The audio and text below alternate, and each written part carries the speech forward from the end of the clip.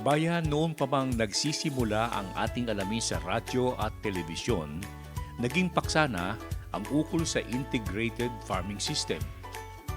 Sa totoo lang, noon pa mang dekada 60s, mayroon ng tinawag na Samaka Projects mula sa isang pribadong kumpanya.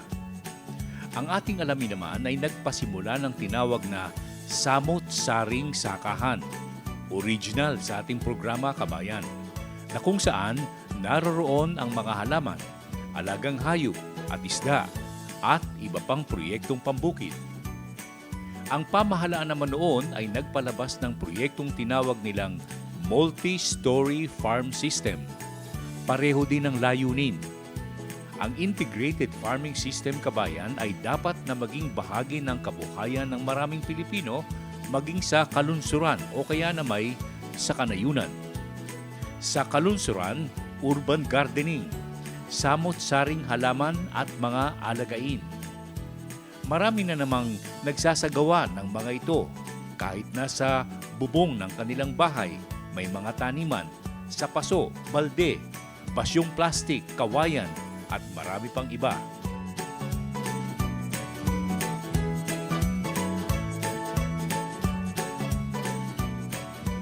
Dito sa kinalalagyan natin dito, halimbawa na ito'y matagal na rin naman nakatanim ito, no?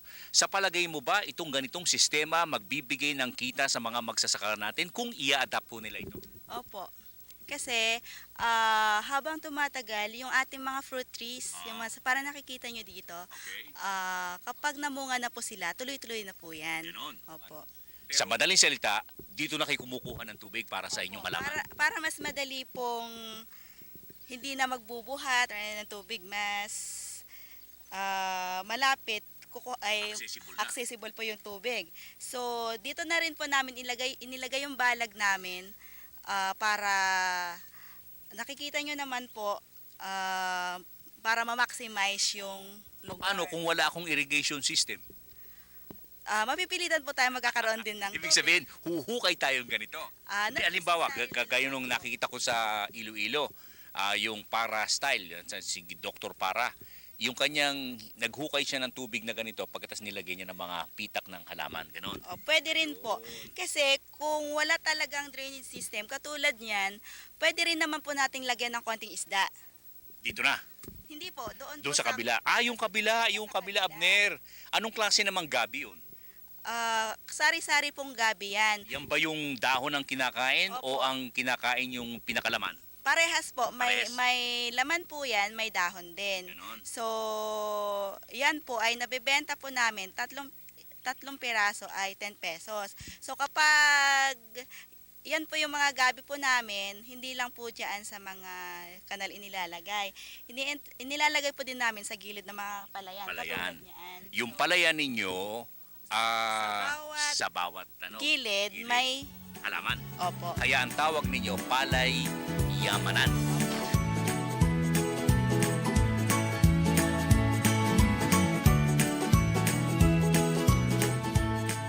Integrated farming system, Kabayan, urban gardening, samot-saring sakahan, pawang taguri para sa proyektong pangkabuhayan. Kabayan, gawin po ninyo ito sa inyong sariling bakuran at makinabang. Ang lahat ng ito mula sa palatuntunang ating alamin.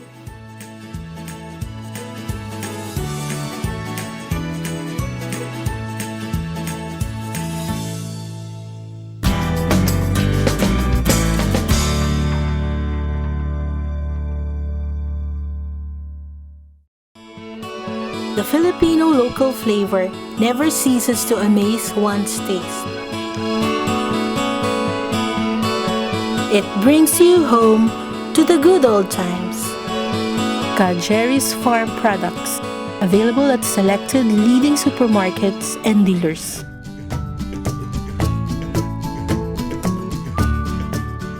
Mamaya, Kabayan, ukol pa rin sa paghahalaman ang ating tutunguhin at pag-uusapan upang kayo'y magkaroon ng idea sa mga gagawin sa inyong sakahan. Mamaya pagkalipas lamang ng ilang minuto.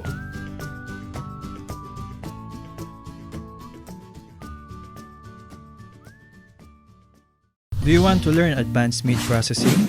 In GSK Gabayan sa Kabuhayan, there are 5 recipes that you can learn. Morcon, corned beef, Canton sausage, cordon bleu, and beef tapa. Join our advanced meat processing seminar. Kabayan, para mag-enroll sa anuman sa aming mga seminars, tumawag sa Gabayan sa Kabuhayan Hotline 825-7454 0915-449-4491.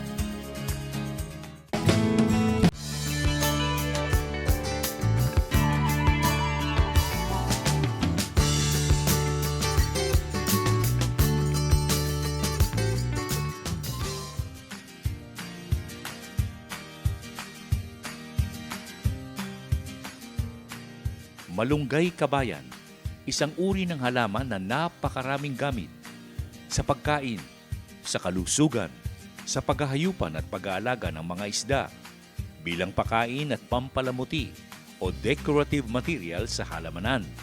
Alam po ninyo, may mga kabayan nga tayong ginagawang bonsai material ang malunggay, pangdekorasyon, pagkain at marami pang iba.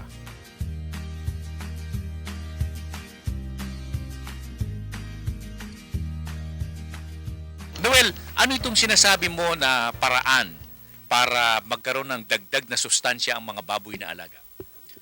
Pagkaalam natin na yung malunggay, sir, mayaman sa vitamina, mineral at amino acid. Kaya nabasa ko sa magazine, nakita ko yung fermented na malunggay, kaya ginaya ko sa sa brewer. Okay. Ibig sabihin, anong ganun sa malunggay? Dinurog mo muna. Natadtad, sir. Ninurog muna tapos nilikay dyan. Tapos, ano ang dinagdag mo? Ito, sir, kung ganitong kalaki, 2 kilo na asuka, brown sugar, tapos 1 kilo na dahon ng malunggay. Nilagay mo rin doon sa brewer. Oo, sir. Tapos, ang tubig? Yung tubig, 32 liters, sir. 32 or 30 liters. Kaya pala umasim dahil doon sa asukal, nag-ferment na, no? Oo, sir. Mga ilang araw na yan? 3 araw, sir. 3 araw na. At saka, ito si Mark, kasama mo sa paggawa nito. Oo, sir. Siyang kasama ko, sir. Mark, nasubok nyo na ba sa baboy ito? Hindi ba? Hindi pa sir, pero pagkakalam namin sir, mainam po sa baboy yan sir. Mainam. At, pero wag mong siguro bibiglain na ibigay ng puro.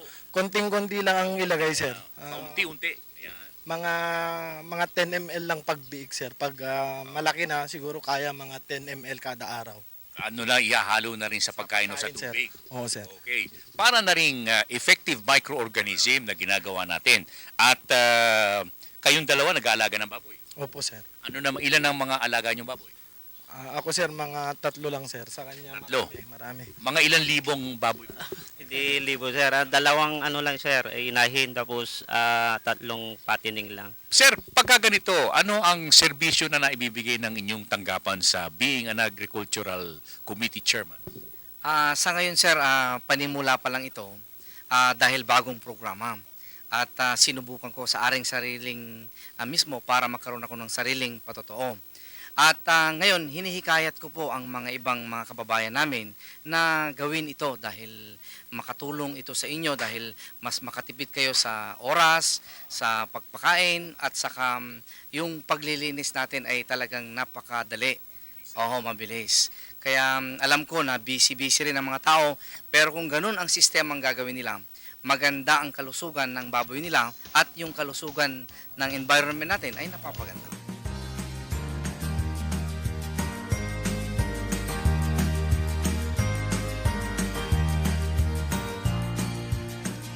Ang malunggay kabayan ay isa lamang sa mga halamang maraming gamit. Sabi nga ng ilang kabayan po natin na hindi dapat mawala ang nasabing puno o halaman sa ating bakuran para makinabang sa bigay na biyaya nito. Kahit na hindi palakihin kabayan para magsilbing adornong halaman sa inyong bakuran. Malunggay kabayan mula sa palatuntunang ating alamin.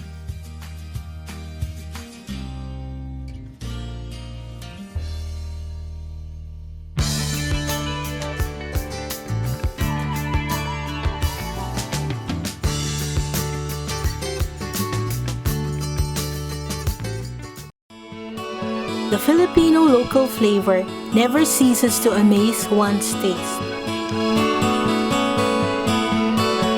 It brings you home to the good old times.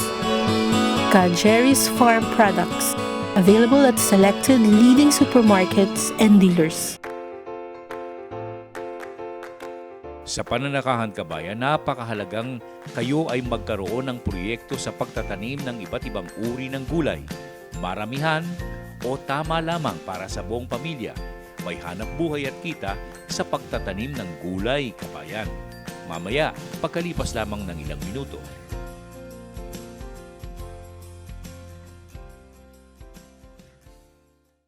Do you want to learn advanced meat processing? In GSK Gabayan sa Kabuhayan, there are 5 recipes that you can learn. More corned beef, Canton sausage, cordon bleu, and beef tapa. Join our advanced meat processing seminar. Kabayan, para mag-enroll sa anuman sa aming mga seminars, tumawag sa Gabayan sa Kabuhayan Hotline 825-7454 0915-449-4491.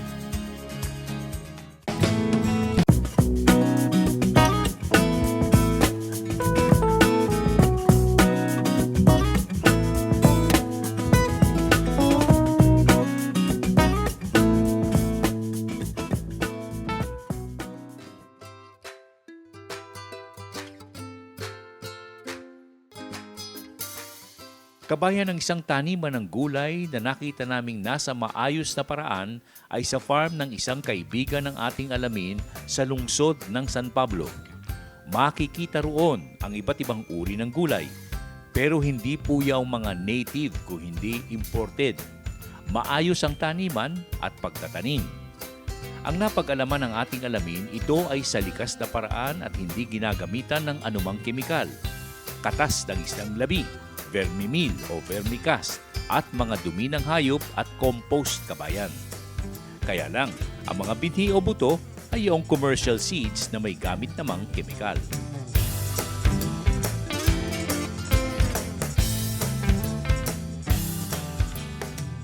Kumusta naman sa mga nakalipas na panahon na nakita kong malaking pagbabago sa mga proyekto mo? Pumasok ka sa gulay, pumasok ka sa baboy, pumasok ka sa, kasi dati fruit trees lamang, at iba't ibang klase ng mga halaman at mga alagain.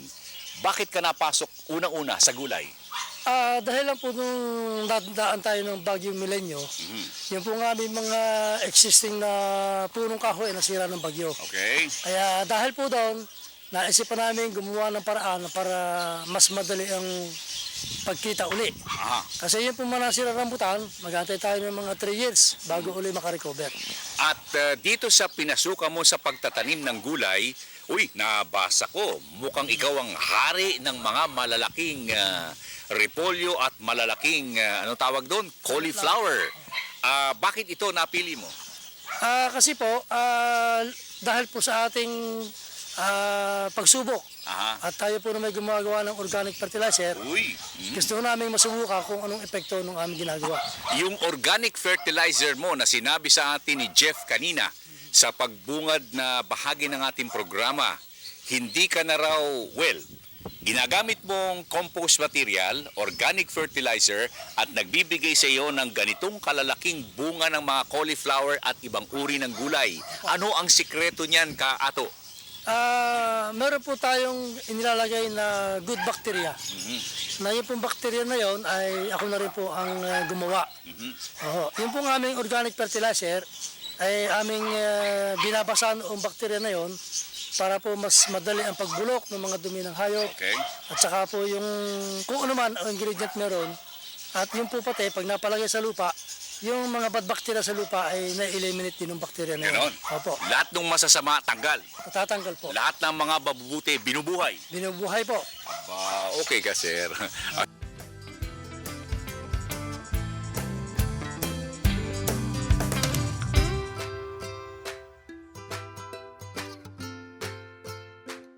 Sa ngayon, kabayan, nauuso na naman ang ibang paraan ng pagtatanim ng gulay sa mga paso, sa kawayan o kaya'y sa mga drum. At mayroon ding kung tawagin ay hydroponics. Tubig lamang at mga compost o ibang plant media ang gamit.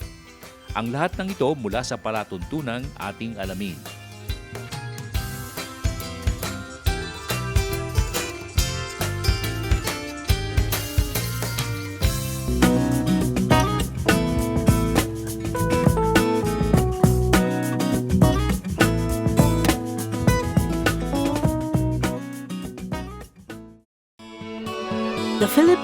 tropical flavor never ceases to amaze one's taste. It brings you home to the good old times. Jerry's Farm Products, available at selected leading supermarkets and dealers.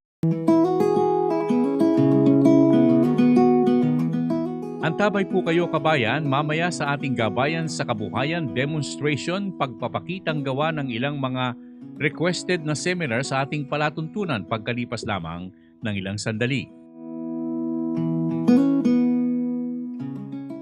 Do you want to learn advanced meat processing?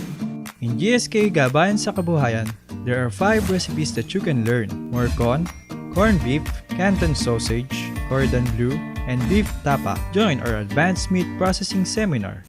Kabayan, para mag-enroll sa anuman sa aming mga seminars, tumawag sa Gabayan sa Kabuhayan Hotline 825-7454 0915-449-4491.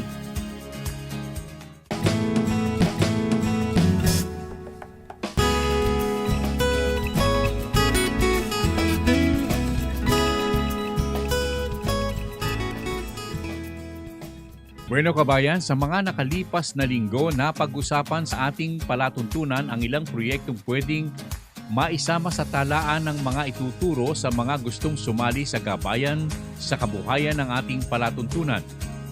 Mga proyektong madaling pagkakitaan. Sa ngayon, ang maraming tanong ay ukol sa commercial bread making at meat processing para sa mga beginners. Pero sa mga darating na seminar kabayan, pawang advanced seminar po ang ating ma-i-offer sa ating palatuntunan. Yung mga advanced seminars para sa mga mayroon ng mga proyektong tulad ng sa tinapay kabayan o kaya sa meat processing para mapalaki kaagad ang negosyo at proyekto. At yan kabayan ay aming i-anunsyo sa ating palatuntunan sa mga darating na araw. Samantala, narito ang isang demonstration para sa mga nagtatanong ukol sa mga seminar ng ating programa.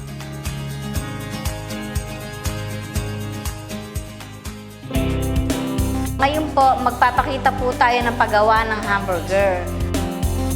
Ang kailangan po natin, kalahating kilong baboy, kalahating kilong baka. And then, kailangan po natin ng asukal, paminta, dinikdik na bawang at maraming sibuyas. And then, celery powder at saka hamburger seasoning. Para po mas masarap, lagyan din po natin ng gatas na powder. Paghalu-haluin po lahat ng ingredients. And then, ipati natin. After na maipati, pwede pong i-freezer muna or pwede na po natin idiretso sa kawali. Iprito na po natin. And ready to serve. Lagyan lang po natin ng mayonnaise at konting mga garnishings na gulay.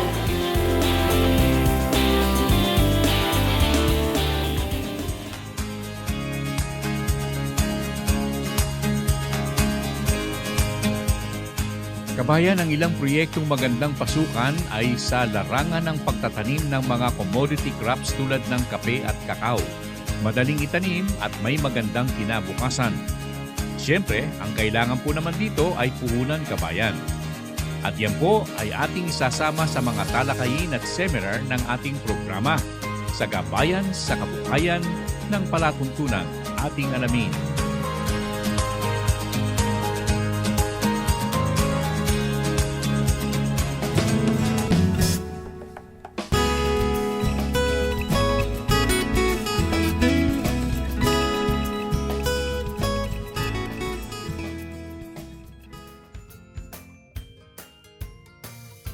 Mamaya kabayan sa ating programa sa YouTube, ukol pa rin sa pag-aalaga ng mga matataas na uri ng baboy mula sa mga inahin at barako mula sa John & John Farm sa Binangonan, Rizal, pagkalipas lamang ng ilang sandali.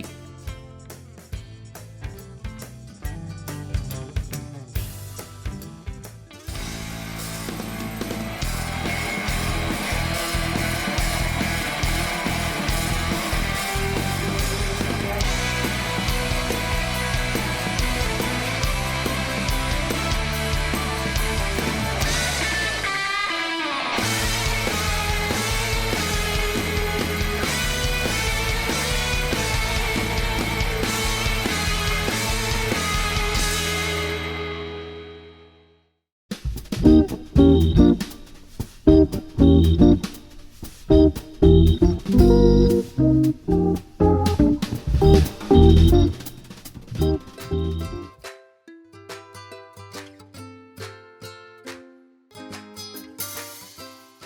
po ninyo kabayan, ang pig farming ay proyektong pag-aalaga ng baboy at pagpapalahi nito para sa hapagkainan o kaya na may para sa proyektong pang-industriya. Tulad halimbawa ng balat ng baboy gamit sa ibang produkto o kaya'y mga lamang loob kabayan gamit naman sa medisina. Maraming paraan sa pag-aalaga ng baboy sa kulungan, backyard and commercial, free range, pasturing. Source ang mga ito ng karne, taba at lahat ng mga bansa maraming nag-aalaga ng baboy maliban na lamang sa mga bansang hindi nila ito katanggap-tanggap. Maraming paraan upang mapagkakitaan ang pag-aalaga ng baboy, native o imported. At marami ding industriya na nakikinabang sa pag-aalaga ng nasabing hayop. At isa na rito ang mga breeder farm. Nag-aalaga at nagbebenta ng mga matataas na uri ng baboy, inahin o barako. At isa na rito ang John and John Farm sa Rizal.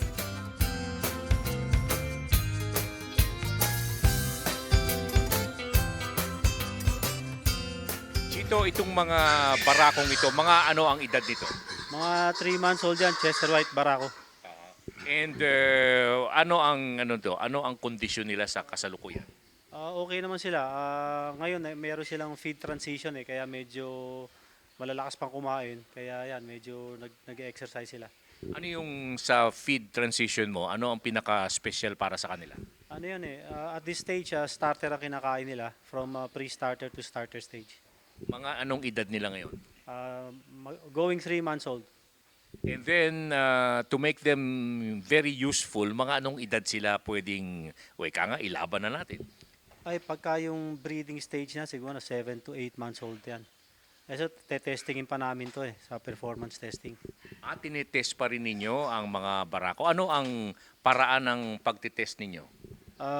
Kinukuha namin yung timbang, yung edad, yung feed conversion, average daily gain, at saka yung physical traits, yung body conformation, leg strength. Yun, yung mga ganon.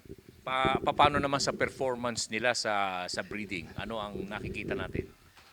Ang performance nila dapat minimum ang ADG nila, average daily gain, nasa mga 640 grams at least at 5 months old or at 6 months old. And then how many months old sila kapag pwede na natin gamitin as breeder? Between start niyan mga 8 months old, pwede na gamitin sparingly. Di ba, meron tayong tinatawag na mga junior gilt, junior boar ba? Junior boar at saka senior boar. Anong pagkakaiba ng dalawa?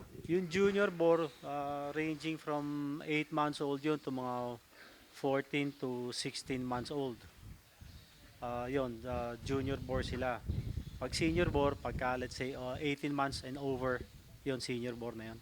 Ano ang peak performance nila sa isang cycle? Mga anong edad nila hanggang ito ay pwede nang sabihin natin, ikakal na natin ang mga boar? Ay kakal mo yan pagka mga 3 years old na. Pagka over 3 years old, up from 18 months old up to 2 years or 2 years and a half, senior boar sila, highly productive.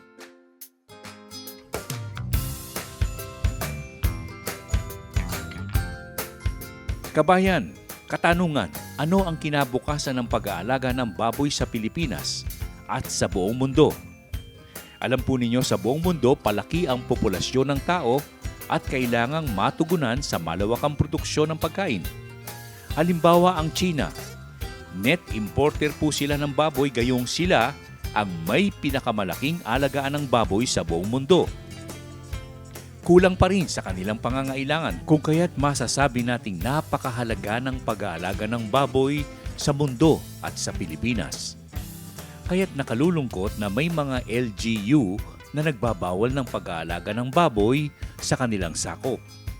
Sabi ng ilang nag-aalaga ng baboy, dapat hindi pagbilhan ng karne ng baboy ang mga bayan o lalawigan na nagbabawal ng pag-aalaga ng baboy. Alam po ninyo kabayan, dahil dito nawawalan ng hanap buhay, anila, Sabi ng mga nag-aalaga ng nasabing baboy kung talagang ipagbabawal ang pag-aalaga nito. Sa ngayon, kailangan natin ng malawakang produksyon ng pagkain tulad ng sinabi ng United Nations para matugunan ang pangangailangan ng tao. Sa Pilipinas, kung magkukulang tayo sa karne ng baboy, tayo'y aangkat at dagdag ng gastos para sa ating bansa. Kung kaya't kayong mga LGU, pag-isipan po ninyo itong mabuti kung makabubuti o hindi ang pag-aalaga ng baboy sa inyong lugar at sa buong Pilipinas. Ang lahat ng ito mula sa palatuntunang ating alamin.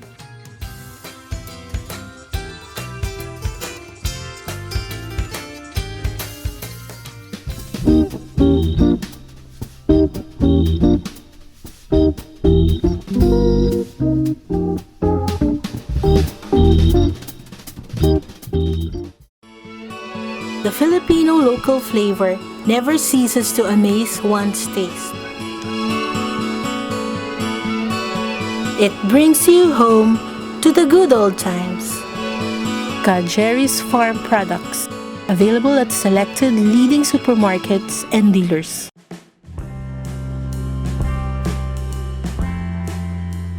Kabayan, sa huling bahagi ng ating programa dito sa YouTube, ukol naman sa iba't ibang uri ng kawayan at pakinabang mula sa nasabing halaman. Bamboo, kabayan, mula sa palatuntunang ating alamin.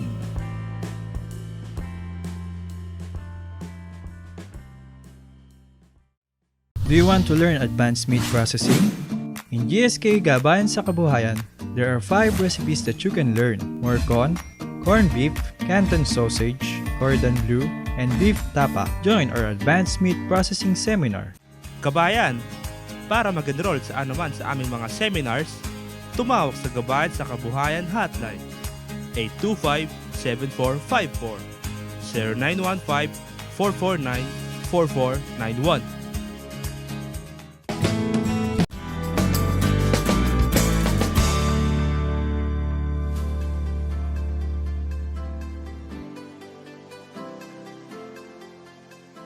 Alam po ninyo, kabayan, minsan napag-usapan sa loob ng Kongreso ang ukol sa pagtatanim ng kawayan sa mga kabundukan. At sinabi ng inyong lingkod na ito ay makapagbibigay ng hanap buhay sa maraming Pilipino. Subalit ito ay hindi pinaniwalaan ng ilang kagawad ng Kongreso. Ang isa lamang kongresista na nagbigay ng pansin at panahon sa pakikinig ukol sa kawayan ay ang kinatawan ng Ilocos Norte noon. Subalit ngayong, kabayan, unti-unti nang binibigyan ng pansin at panahon at kakayahan ang kawayan. Subalit, kulang pa rin. Sa teknolohiya at kaalaman ukol sa kawayan, hindi tayo nagkukulang. Ang kulang ay pansin at suporta mula sa gobyerno upang tuluyang mapakinabangan ang kawayan ng mga Pilipino.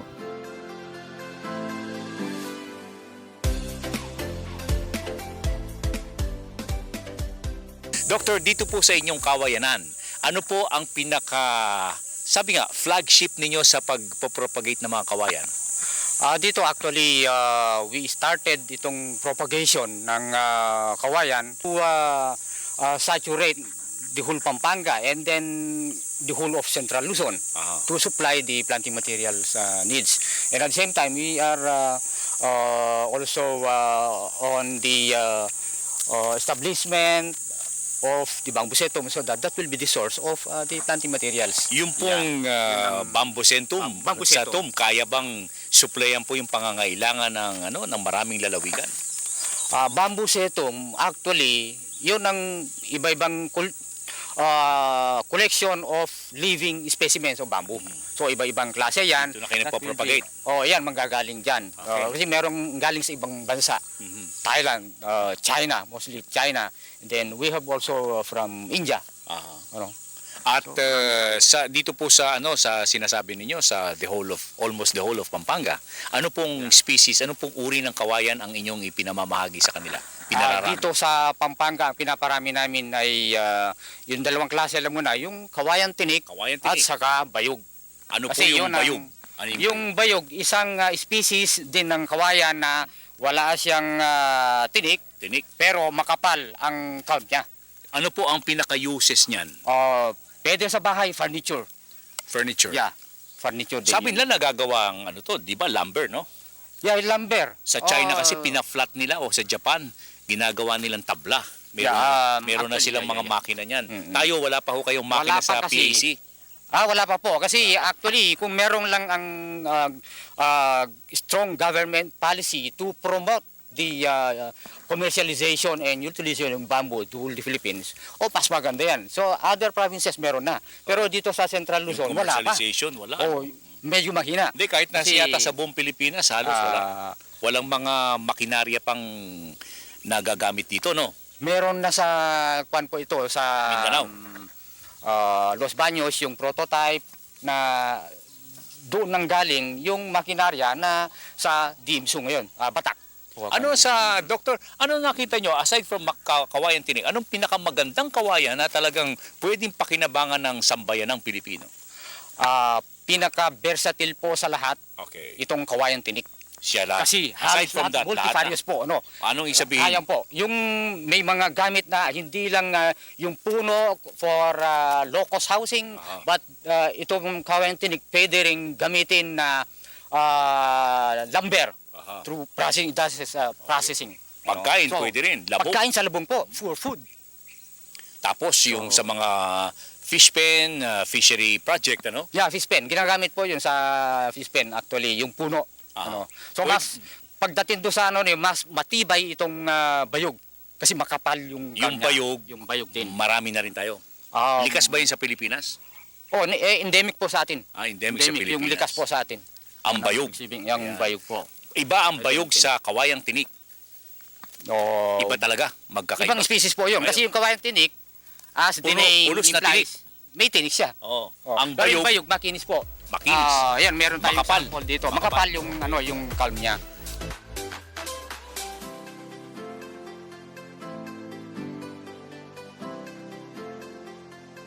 Kawayan-kabayan, bamboo, at iba't ibang uri. Muli nating binibigyan ng panahon at pansin sa ating programa upang mapag-ukulan ng panahon ng mga nasa gobyerno. Kung naghahanap tayo ng mga proyektong maaaring magbigay ng hanapbuhay at negosyo sa maraming Pilipino, isa rito ang kawayan.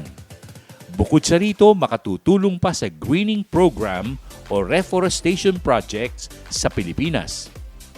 Ang talagang kulang sa Pilipinas, kabayan, pagbibigay pansin at halaga sa mga bagay o proyektong maaaring makatulong sa pagunlad ng ating kabuhayan at para sa ating kaunlaran. Isa rito, ang kawayan, kabayan. Bamboo, mula sa inyong lingkod, Ka Jerry Geronimo, ng Palatuntunan. Ating alamin.